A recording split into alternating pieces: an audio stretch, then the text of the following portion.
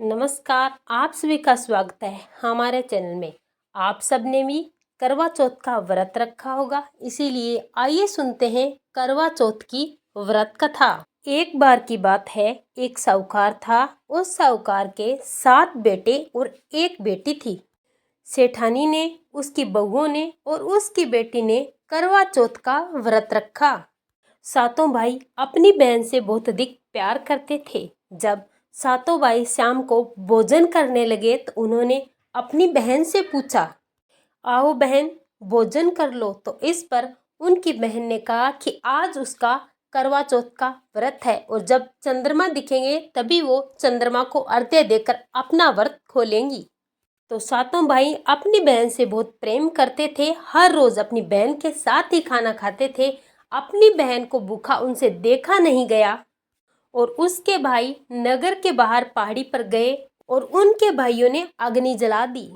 अग्नि जलाकर वो अपनी बहन के पास आए और बहन को चलनी में से उस अग्नि को दिखाते हुए बोले, देखो बहन, चांद निकल आया है, तुम भोजन कर लो। उनके ऐसा कहने पर साहूकार की बेटी ने साहूकार की बहुओं से कहा कि भाभियों आ जाओ, चांद निकल आया है, तुम भी भोजन कर लो। ननंद की बात सुनकर उसकी भाभियों ने कहा, ननंद बाई साहब, ये तो आपका चांद है, हमारा चांद निकलने में तो अभी बहुत समय बाकी पड़ा है। साहूकार की बेटी भूख से व्याकुल थी। वो उसी चांद को अर्घ देकर भोजन करने बैठ गई। जैसे ही उसने पहला घास खाया उसे छींक आ गई और जैसे ही उसने दूसरा घास लिया उसमें बाल निकल आया। और तीसरा घास वो अभी खाने ही वाली थी कि उसके ससुराल से बुलावा आ गया कि उसका पति बहुत बीमार है और वो जिस भी हालत में हो तुरंत अपने ससुराल पहुँचे। उसे विदा करने के लिए जब उसकी माँ ने बक्से में से कपड़े निकाले तो सारे कपड़े काले काले निकले। दूसरी बार जब कपड़े निकाले तो सारे कपड़े सफेद निकलते जाते। बेटी बोली, माँ तुम रहने दो, मैं जा रही हूँ।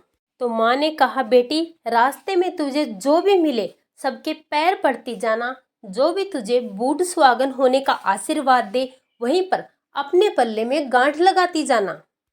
बेटी ने कहा, ठीक है, और वो अपने ससुराल के लिए निकल गई।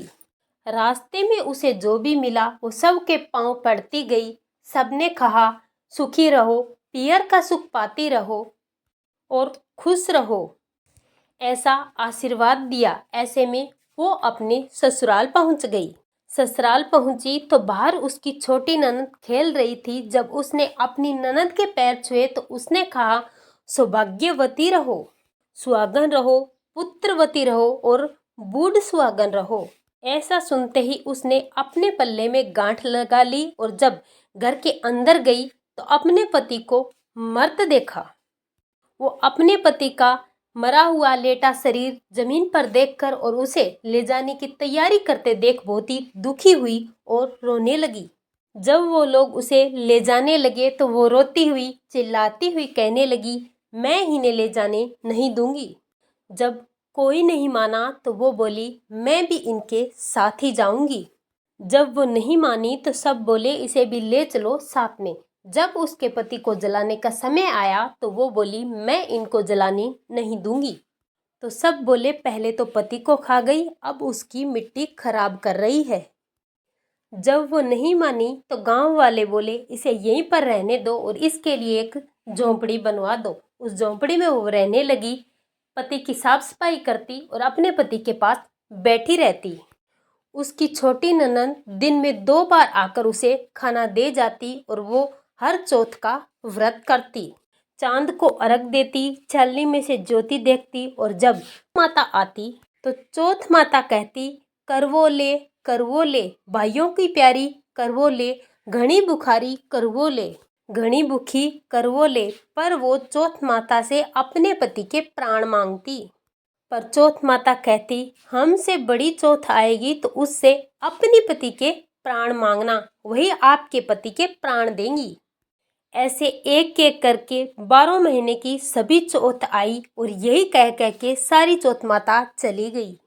अश्विन की चौथ बोली, तुझसे कार्तिक की चौथ माता नाराज है।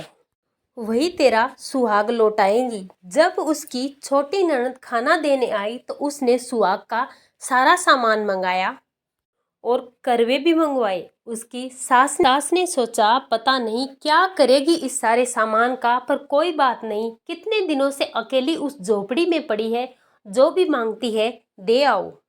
फिर उस साहूकार की बेटी ने चौथ माता का व्रत रखा।